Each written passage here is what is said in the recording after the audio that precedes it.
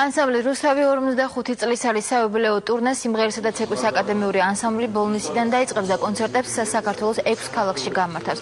დაგეგმილ ღონისძიებებთან დაკავშირებით ანსამბლის წევრებმა შეხვედრა კულტურის სამინისტროში გამართეს.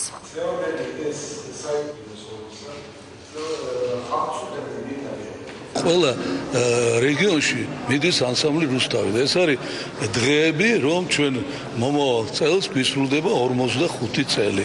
ეს პატარა თარიღი არ არის, მართლა ძალიან ვემზადებით, გვინდა რომ ქართული პროგრამით წავსდგეთ მაყურებლის წინაშე. 45 წელი ეს დიდი თარიღია, ძალიან სასიამოვნოა ის, რომ აი ამ ისტორიის განმავლობაში ძალიან ბევრი სახელოვანი ფურცელი ჩაწერა მან რუსთავმა.